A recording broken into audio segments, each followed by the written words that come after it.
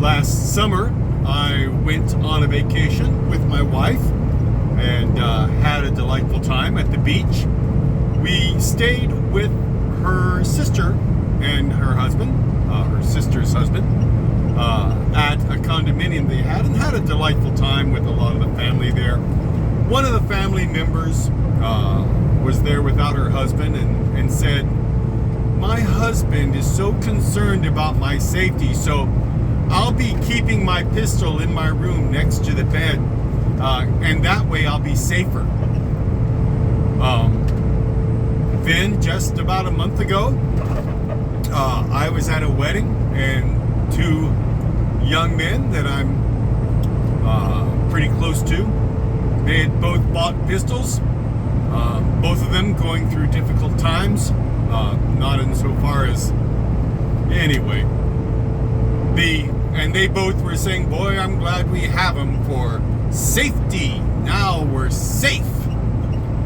And then just today, up in Dearborn, Michigan, there was a man who was carrying a gun and staying at a motel, and he was carrying it, I'm sure, because the NRA told him he'd be safe, and got into altercation with the front desk person, a billing about the amount that he owed, and the man pulled out his gun and killed the motel clerk, which is sickening, obviously, for the motel clerk. But my point is, now that man won. He got the upper hand and will spend, could well be 25, 30 years in prison for second-degree murder, since we'll assume there was no premeditation. But he pulled out a gun and killed the guy, and I'm sure all over the that motel lobby there are cameras watching him do it. He ran into a motel room, and the police had to talk him out after 6 hours. Well, he's no more safe than he was before, nor was he any safer for the fact of carrying his gun during his checkout process.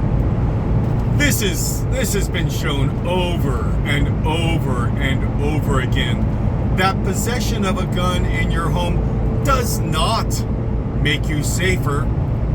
By many, many times over, it increases the chance that you or a member of your family will die, very often from that very gun, or from some other gun violence done in your home. You might think, oh my goodness, people who don't keep a gun in their house to defend their domestic tranquility, oh, they're in such danger of... No, and the opposite is true.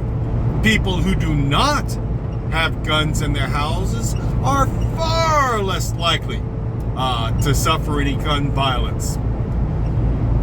Many things figure into this. One, people breaking into houses, it just doesn't happen as much as it used to unless the people know one another. If one person knows that another person has a bunch of money in their house and where they keep it and how it's stored, well, then that acquaintance of that family is more likely to go into that house, and they won't do it when the person is home. That's stupid. They do it when the person is not home. The idea that someone's going to be in their home and some unknown perpetrator is going to be climbing through the window to perpetrate merry mayhem upon their family is infrequent enough to be a statistical non-event. But what does happen? What happens all the time are suicides. You have a utensil in the home, you have a gun in the home that is specifically designed to efficiently kill people. And obviously, nobody feels like killing themselves when they buy the gun. But what are you going to feel like in 7 years, 15 years, 22 years, 30 years out? That gun is going nowhere. Once you have put a gun in your house, it is there, practically speaking, for as long as you live. And it's not like buying a piece of clothing where, hey, in so many years it's going to wear out. A gun, for all practical purposes, never wears out. If you buy a gun and keep it in its box in which it was purchased and pull it out 25 years later, it will in all probability work just fine. And that is why almost 2/3 of gun deaths are suicides. Now, the people who are buying guns, I'll bet you by and large they're good people. They're people who have believed a lie that the gun manufacturers want them to believe because their profits are more important to them. That's why it's the magic hand of capitalism. If thousands and thousands of people die so I can make $1.50, that's capitalism. Capitalism is amoral. How can I maximize profits based on the capital I have at my command, based on the power I have in Congress to make sure that people can carry guns all the time? And we're a violent country. We love our firearms. That's part of our national characteristic. We love our wars. We love our violence.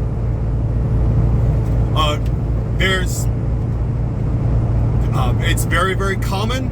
It is statistically right after suicides that people within the home are going to kill one another. If you get into a big fat argument with a friend, with a relative, with a spouse, with a child, and you're in a big fat argument and you have a gun there in the house, it's far more likely that the gun is going to be used to kill someone, obviously, than if you don't have a gun in the house. Statistically, it is not a non-event, although it's fairly small, but it does happen that, in fact, I know a man to whom it happened, wonderful guy. He got drunk and one of his neighbors called the police. He lives somewhere way up, well, not far north, about 30 miles north of me.